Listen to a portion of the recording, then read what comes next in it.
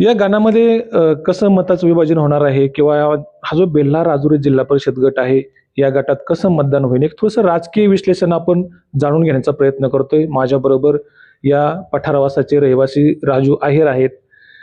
काय सांगता येईल ही होऊ घातलेली जी पंचायत समिती जिल्हा परिषद निवडणूक आहे, कसं पठार भागाचं कसं तुम्ही कल पाहताय? कशा पद्धतीने निवडणूक होईल इथं?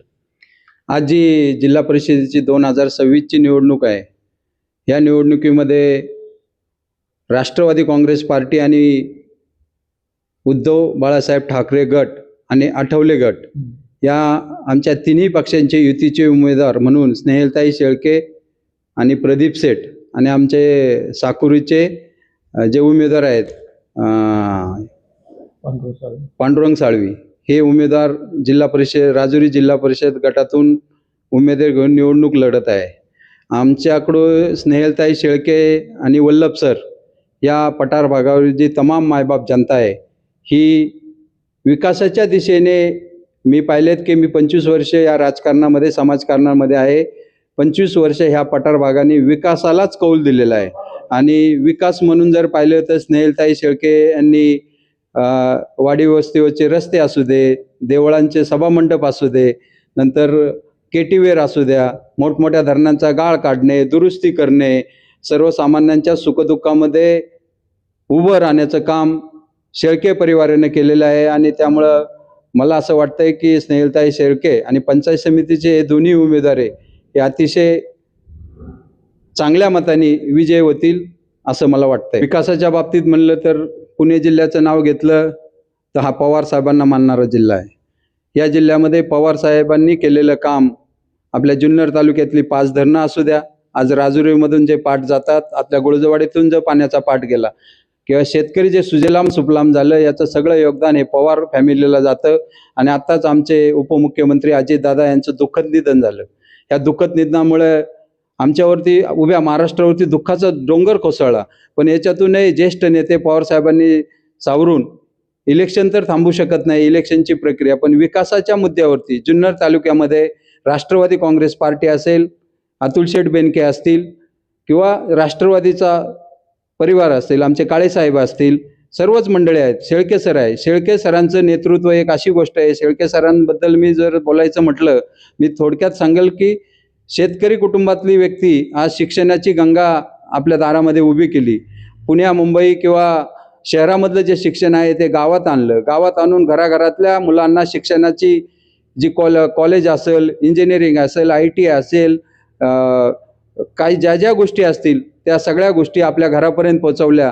आणि एवढं मोठं योगदान देणारी व्यक्ती आपल्या जिल्ह्यामध्ये आली आणि आपल्या तालुक्यामध्ये आली. त्यामुळं सरांच्या कामाला युवक असेल, शेतकरी असेल, तरुण मंडळी असेल, अशी जे भारावून जातं. सरांचं जर बोलणं पाहिलं तर अतिशय मंडळी भारावून जातात.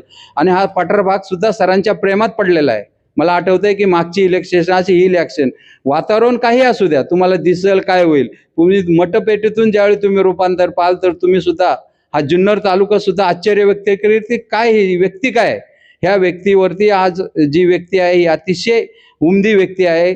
प्रत्येक घराघरात दाराघरात आज प्रत्येक घर ना घर त्या व्यक्तीने पिंजून काढले. काम करण्याची त्यांची उमेद आहे. शेळकेताईंची उमेद आहे, प्रदीप शेठची उमेदवार आहे. हे जे आता प्रदीप शेठच्या बाबतीत जर तुम्ही काय मला विचारलं तर एक शेतकरी कुटुंबातला सर्वसामान्य पोरगा आहे. दुग्ध व्यवसाय असेल, शेती असेल, फळबाग असेल, त्यांच्या वडिलोपार्जित हुंडेकर ह्या समाजाशी ह्या पठारावरती त्यांचं सुद्धा मोठं योगदान आहे. पण त्यांनी त्यांच्या कुटुंबाने ह्या योगदानाचं कधीही श्रेय घेतलं नाही. अतिशय मोठा प्रमाणावर नातेवाईक परिवार आहे. पण कधी दादा असतील, त्यांचे वडील असतील, आजोबा असतील, स्वतः प्रदीप शेठ तुपाचा मोठा व्यवसाय आहे.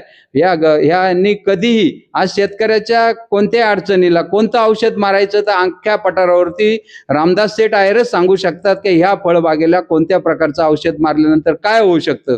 एक शेतकऱ्यांशी मोठी नाळ जोडलेली आहे. आणि हा पठार विभाग हा शेतकऱ्यांशी अतिशय कनिष्ठ आहे. पाण्यापासून आम्ही दुर्मिळ आहोत, पण शेतकऱ्यांसाठी काही करण्याची तळमळ ह्या कुटुंबाची आहे. म्हणून ही उमेदवारी सुद्धा ह्या शेतकरी कुटुंबातल्या एक तरुण युवकाला दिली.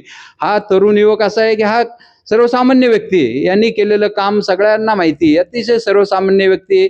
कोणाचं सुख असो, दुःख असो, कोणाचं हुंडेकरीचं काम असो, कोणाचं काय, कोणाला बाग लावायची स्वतः वावरा तुम्हाला प्रदीपनी टेप मोजून झाडं किती अंतरावर लावायची हे सुद्धा गायडन्स म्हणजे काय ते कधी कोणाकडून फी चार्ज घेत नाही, स्वतः जातात, मदत करतात. तुम्हाला कोणतं रोप लावायचं, डाळिंब कसं लावायचं, पेरू कसे लावायचे, शेतीत तुम्ही समजा काय कांदा केलाय, बटाटा केलाय, काय अडचण आली तर त्यांच्याकडे मोठं विजन आहे.